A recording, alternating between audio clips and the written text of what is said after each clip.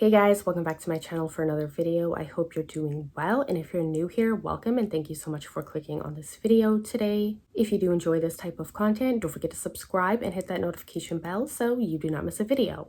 I know it has been a hot minute since I posted, however, I did come down with COVID and unfortunately I do struggle with depression, and for some reason when I get sick, it just tends to be an extreme trigger for me. So I had to deal with that for the past couple weeks, guys. I super apologize, but I'm feeling much better now and should be back to posting regularly twice a week. So let's just get into this video today. 19-year-old Megan Imirowicz from Oakland, Michigan was adopted as a baby along with her older brother to Julie and Conrad Imirowicz. Despite being told that they were unable to conceive a child of their own, Julie became pregnant a few months later and gave birth to a baby girl named Morgan. 3 years later, the couple would give birth to a second miracle baby, which was a baby boy named Ian. Now, Conrad began drinking heavily, and Julie ended up filing for a divorce in 2011. Julie had primary custody of the children. However, when they got older, they decided that they were going to let the children pick who they wanted to live with.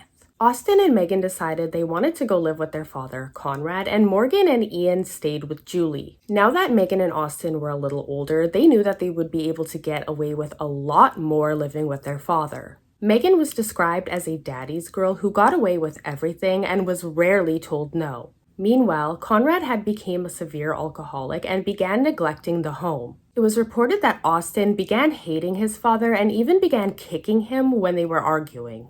Now, I'm sorry, but there is never an excuse to put your hands on your own father. As soon as Austin turned 18, he moved away with friends, leaving just Megan and Conrad. Megan began getting herself into trouble, including bringing a knife to school and threatening a teacher. Her 18th birthday was approaching and she began planning an evening with her friends. Her father had promised that he would take her to get her hair done and rent out a hotel for her and her friends to have some fun. On October the 1st, 2021, the day of Megan's birthday, she awoke to find her father sleeping on the couch. When she attempted to wake him up to take her to the salon, she realized that he was already drunk and the two began arguing before Conrad rolled over and went back to sleep. Infuriated, Megan began throwing things at her father before dousing him in drain cleaner and leaving the home. Megan's friend had agreed to take her to the salon, however, she was still angry that her father had broken his promise yet again. When Megan was finished at the salon, she called her friend Kayla to go check on her father as he was not answering her phone calls and to get the PIN number from his card in order to pay for the hotel room. That's when Kayla found Conrad covered in burns, sores, and blood.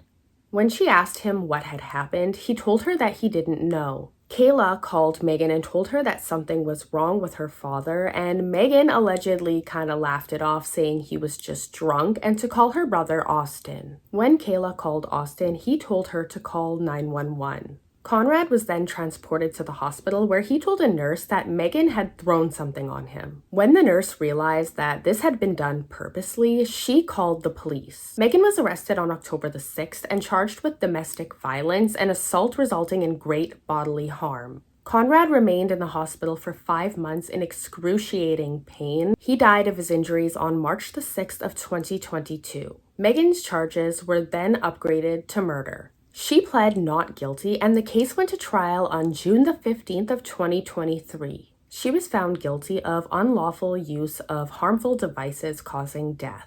Megan was released with credit for time served and was even seen smiling after her release. I do not believe that she intended to kill her father, but I do believe that she was mostly crying for herself during that trial. I know there's a lot of opinions out there that are saying that she had a hard life and her father was an alcoholic, but number one, that is no excuse. And number two, it doesn't seem to me like she had that hard of a life. It seems that her father unfortunately struggled with alcoholism and the house was a little dirty and he would tend to drink and pass out.